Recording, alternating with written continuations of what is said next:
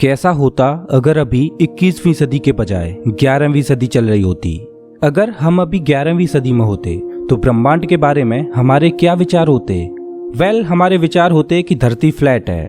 सूर्य, चंद्रमा और अन्य 5 ग्रह मरकरी, वीनस, मार्स, जुपिटर और सैटर्न सभी पृथ्वी के चारों ओर घूमते हैं। यहाँ तक कि आसमान में दिखने वाले तारे भी पृथ्वी की ही परिक्रमा करते हैं। कैसा था हमारा अभी से 1000 साल पहले अंतरिक्ष विज्ञान का ज्ञान? आज हम इस दुनिया के बारे में जो जानते हैं वो सब अभी से 1000 साल पहले के ज्ञान से बिल्कुल उलट है। अगर आप 11वीं सदी में होते तो क्या आप स्वीकार कर पाते कि धरती फ्लैट नहीं बल्कि गोल है? क्या आप मान पाते कि धरती सूर्य की परिक्रमा करती है?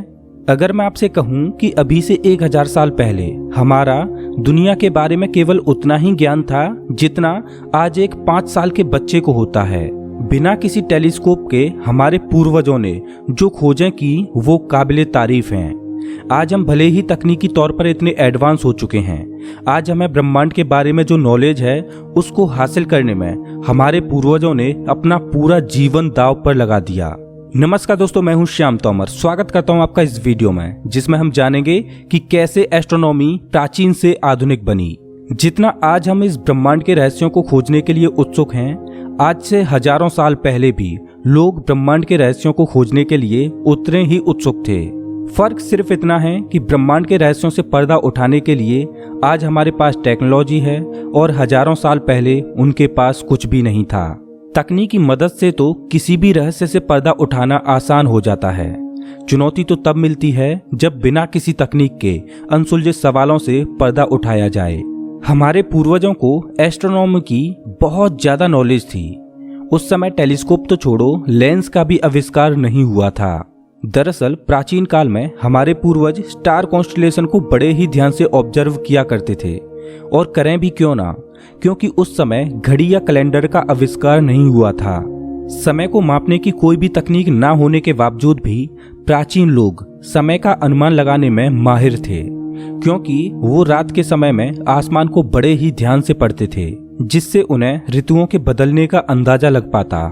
लेकिन उस समय वो लोग ये नहीं जानते थे कि आसमान में मौजूद तारे आखिर हैं क्या। प्राचीन लोगों के लिए हर रोज सूर्य का पूर्व से निकलकर पश्चिम में ढलना, रात के समय में चांद का चमकना और चंद्रमा के आकार का घटना बढ़ना और रात के काले आसमान में तारों का झिलमिल कर चमकना उनके लिए ये किसी चमत्कार से कम नहीं था। इसलिए वो लोग इन सब प्राकृतिक घटनाओं को धार्मिक तौर पर जोड़ देते। उस दौर में विज्ञान का इतना विकास नहीं हुआ था कि वो लॉजिकल तरीके से इन सब प्राकृतिक घटनाओं को समझ पाते। लेकिन प्राचीन समय में उन्होंने तारों को पढ़ने में इतनी महारत हासिल कर ली थी कि वो लोग स्टार कॉन्स्टेलेशन को नेविगेशन के तौर पर इस्तेमाल करते थे। वो लोग सूर्य और चंद्रमाओं को भगवान के रूप में पूजते थे। हालांकि आज भी कुछ धर्मों में लोग चांद सूरज को देवताओं का दर्जा देते हैं। प्राचीन समय में जब चंद्र ग्रहण या सूर्य ग्रहण लगता तो वो मानते कि उनके भगवान पर संकट आन पड़ा है और किसी राक्षस ने उनके भगवान को खा लिया है। जब प्राचीन समय में वो लोग तारों को पढ़ते थे, तब वो एक चीज नोटिस करते कि कुछ तारे ऐसे हैं जो अपनी जगह हर रोज बदलते हैं। अब ऐसा कैसे संभव है? स्टार कॉन्स्टेलेशन में सभी तारे अपनी अपनी जगह पर स्थिर होते हैं, लेकिन कुछ गिनती के ही तारे ऐसे थे जो हर रोज अपनी स्थिति बदल लेते। प्राचीन खगोलविदों ने एक और चीज नोटिस की कि जो तारे हर रोज अपनी जगह बदलते थे वो आसमान के अन्य तारों की अपेक्षा कुछ ज्यादा ही चमकते थे। हर रोज अपनी जगह बदलने वाले तारों को पढ़ने के बाद प्राचीन खगोलविदों ने ये निष्कर्ष निकाला कि जो बॉडीज अपने स्टार कॉन्स्टेलेशन में स्थिर हैं, जो अपनी जगह नहीं बदल रही, वो सब तारे हैं, और जो बॉडीज हर रोज अपनी जगह बदल लेती हैं वो सब ग्रह हैं। बिना किसी टेलीस्कोप के ग्रहों को खोज निकालने का क्या कमाल का लॉजिक था उनका। उन्होंने बिना किसी टेलीस्कोप के आसमान में 5 ग्रहों को खोज लिया: मरकरी, वीनस, मार्स, जुपिटर और सैटर्न। हालांकि प्राचीन खगोलविदों ने बिना किसी टेक्नोलॉजी के 5 ग्रहों को तो खोज लिया, लेकिन उस समय वो लोग ये मानते थे कि सभी 5 ग्रह पृथ्वी का ही चक्कर लगाते हैं और सूर्य, चंद्रमा भी पृथ्वी का ही चक्कर लगाते हैं। हालांकि उस समय उनको ये भी नहीं पता था कि धरती गोल है। वो मानते थे कि धरती फ्लैट है। यूरेनस और नेपच्यून प्लैनेट को नेकेड आई से नहीं देखा जा सकता, इसलिए वो लोग इन ग्रहों की खोज नहीं कर पाए। खोजे गए 5 ग्रहों को वो लोग देवताओं का दर्जा देते थे। समय गुजरता रहा और वो लोग समुद्रों के रास्ते लंबी लंबी दूरियां तय करने लगे। जब वो विशाल समुद्रों के बीचों बीच होते तो वो लोग नोटिस करते कि उन्हें समुद्रों के किनारे दिखाई नहीं देते। हो सकता है कि ज्यादा दूर आने की वजह से उन्हें किनारे दिखाई नहीं देते हों, लेकिन वो लोग ये भी नोटिस करते कि जब कोई शिप सामने से आती तो सबसे पहले उन्हें उस शिप की चोटी दिखाई देती। जैसे जैसे शिप पास आती जाती वैसे वैसे शिप का ऊपरी हिस्सा और ज्यादा दिखने लगता। जब शिप ज्यादा पास आ जाती तब उन्हें शिप पूरी तरह से ऊपर से नीचे तक दिखाई देती। ऐसे ही कुछ अनुभवों को मद्देनजर रखते हुए उन्हें एहसास होता कि कहीं न कहीं पृथ्वी का सरफेस कर्व तो नहीं, क्योंकि ऐसा अनुभव तो केवल तभी हो सकता था जब पृथ्वी गोलाकार हो। लेकिन उस समय उनका मानना यही था कि पृथ्वी फ्लैट है। लेकिन उनके साथ होने वाले अनुभव उन्हें लॉजिकली उनकी मान्यताओं के विरुद्ध सोचने पर मजबूर कर देते। कुछ लोगों ने पुरानी मान्यताओं को नजरअंदाज करते हुए स्वीकार किया कि पृथ्वी गोल है। उस समय लोग 2 गुटों में बंटने लगे। कुछ लोगों ने पृथ्वी के गोल होने का समर्थन दिया, लेकिन ज्यादातर लोग फिर भी मानते थे कि पृथ्वी गोल नहीं बल्कि फ्लैट है। हालांकि उस समय पृथ्वी को फ्लैट मानने वाले लोगों की मान्यता गलत नहीं थी, क्योंकि उनके पास ऐसा कोई भी ठोस वैज्ञानिक सबूत नहीं था जो ये साबित कर पाता कि पृथ्वी गोल है। उस समय वो लोग केवल लॉजिकली ही सोच सकते थे। अपने लॉजिक के आधार पर निष्कर्ष निकाल पाना उनके लिए कठिन हो रहा था। उन्होंने कुछ और चीजों को भी नोटिस किया, जैसे चंद्र ग्रहण के दौरान चांद पर परछाई का गोलाकार बनना। ये भी इसी तरफ इशारा कर रहा था कि पृथ्वी गोल है। लेकिन इतनी सारी ऑब्जर्वेशन से भी ये साबित नहीं हो पा रहा था कि पृथ्वी गोल है। लेकिन प्राचीन ग्रीक वासी ये मान चुके थे कि पृथ्वी गोल है। बिना किसी तकनीक के उस समय एरेटोस्थिनीज ने पृथ्वी के साइज को ही कैलकुलेट कर लिया और उनका मेजरमेंट पृथ्वी के एक्चुअल साइज के लगभग बराबर ही था। सबसे बड़ी बात तो ये थी कि उस समय लोगों को पृथ्वी की ज्योग्राफी के बारे में भी कोई ज्यादा जानकारी नहीं थी। उस समय उन्हें यह भी नहीं पता था कि समुद्र की दूसरी साइड में भी लोग रहते होंगे। लेकिन जब लोगों ने उस समय समुद्रों में लंबी लंबी यात्रा करके पृथ्वी के किनारों को ढूंढने की कोशिश की तो उन्हें नई नई दुनिया मिलने लगी। साल 1492 में क्रिस्टोफर कोलंबस ने इसी तरह से अमेरिका की खोज की। लेकिन मैं आपको बता दूं कि जब अमेरिका की खोज हुई उससे भी लगभग 1750 साल पहले एरेटोस्थिनीज ने पृथ्वी के साइज को कैलकुलेट कर लिया था। उस समय लोगों को पृथ्वी के गोल होने के इशारे मिल रहे थे, लेकिन फिर भी उस समय लोग ये मानने के लिए तैयार नहीं थे कि पृथ्वी गोल है। इसका कारण ये भी था कि उस समय लोग धार्मिक आस्थाओं से इस तरह से जुड़े हुए थे कि वो किसी भी वैज्ञानिक डिस्कवरी का स्वागत करने के लिए बिल्कुल भी तैयार नहीं थे। 15वीं सदी रिवॉल्यूशन का दौर था, क्योंकि इसी सदी में पृथ्वी की नई नई दुनियाओं को खोजा गया था, जैसे अमेरिका।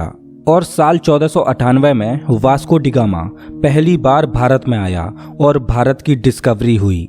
15वीं सदी में अलग अलग दुनियाओं की खोज के बाद लोगों को धरती की ज्योग्राफी की जानकारी होती जा रही थी। अलग अलग नेविगेटर्स पृथ्वी पर दूर दूर तक सफर करने लगे, लेकिन किसी को भी कभी भी पृथ्वी का किनारा नहीं मिला। मिलती तो एक नई दुनिया। धीरे धीरे लोगों को विश्वास होने लगा कि पृथ्वी फ्लैट नहीं बल्कि गोल है। लेकिन लोगों के मन की एक अवधारणा अभी भी खत्म नहीं हुई, वो थी ब्रह्मांड का सेंटर।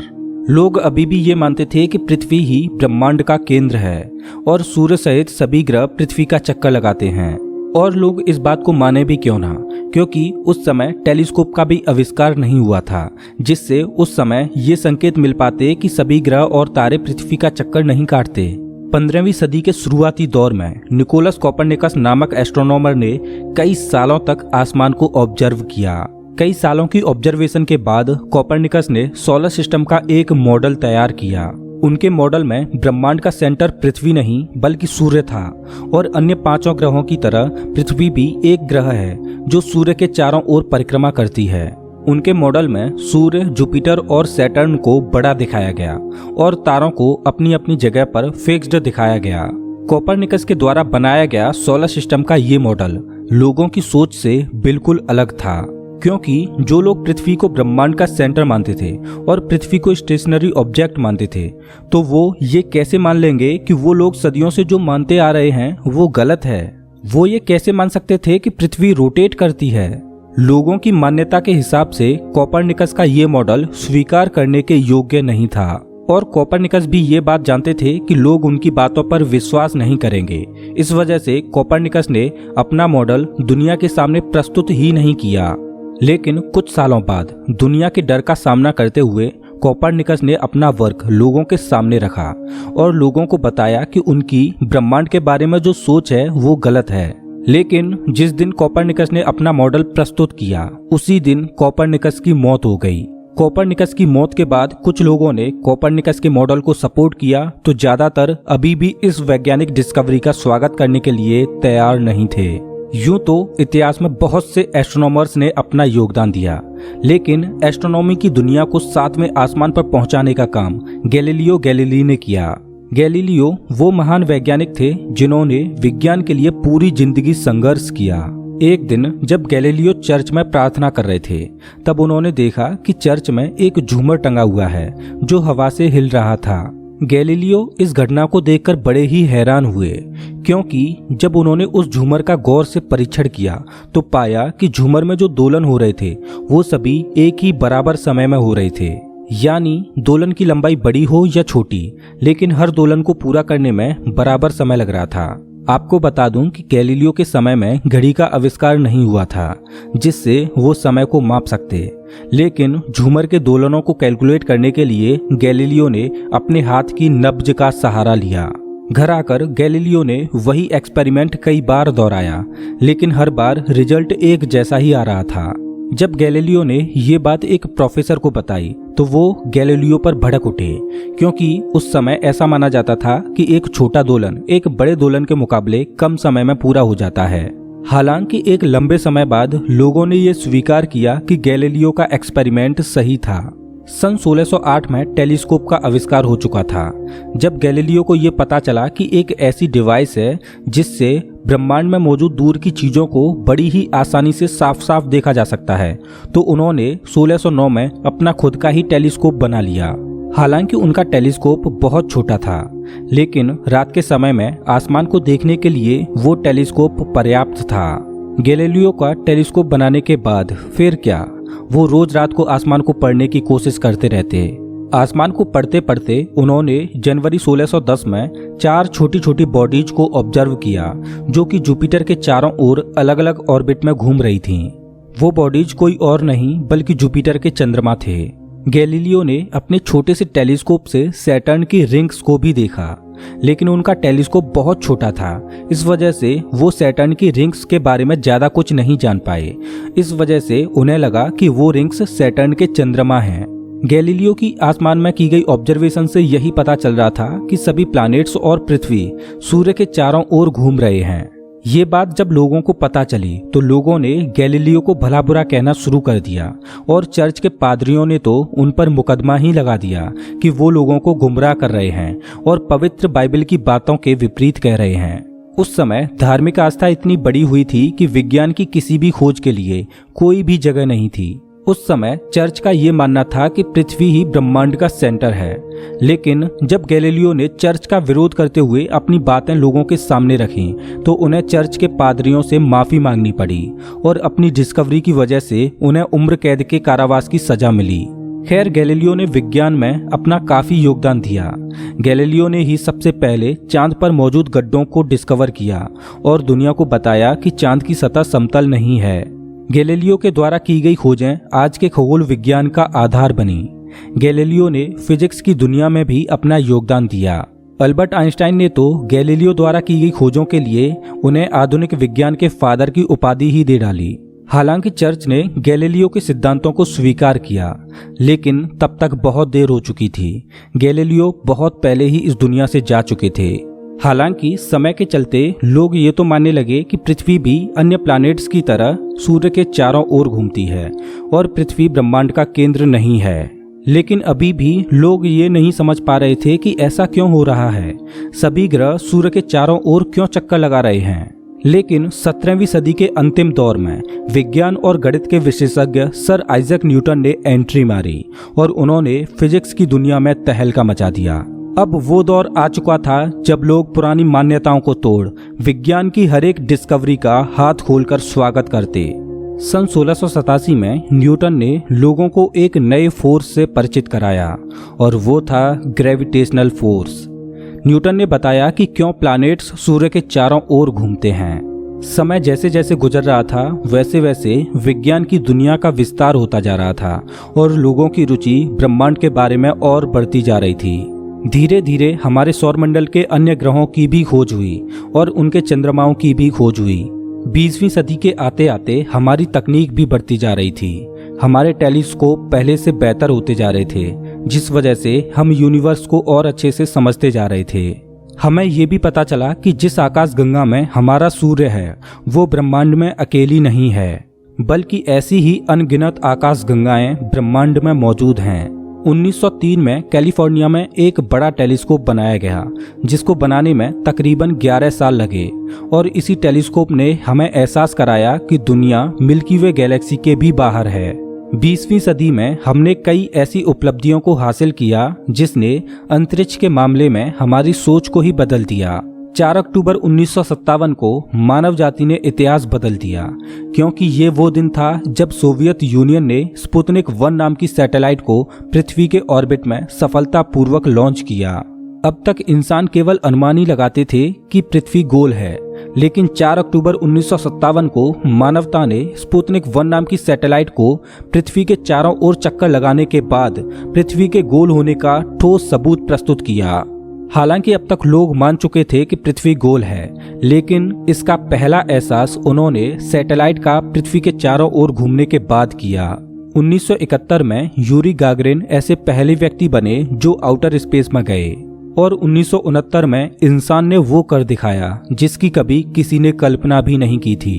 1969 में नासा के अपोलो 11 फ्लाइट के जरिए इंसान ने चांद की सतह को भी छू लिया। आज हमारे हबल टेलीस्कोप जैसी बड़ी बड़ी मशीनें ब्रह्मांड के रहस्यों को खोजने में लगी हैं। आज स्पेस एक्सप्लोरेशन के बारे में तो आप जानते ही हो। आज हम यूनिवर्स के बारे में जो भी जानते हैं उसके पीछे बहुत सारे खगोलविदों का हाथ है, जिन्होंने इस दुनिया को समझने के लिए अपना पूरा जीवन दांव पर लगा दिया। दोस्तों, अगर आपको ये वीडियो अच्छा लगा हो तो इसे लाइक करें और ऐसे ही मजेदार वीडियोज के लिए चैनल को सब्सक्राइब करें, साथ ही बेल आइकॉन दबाएं।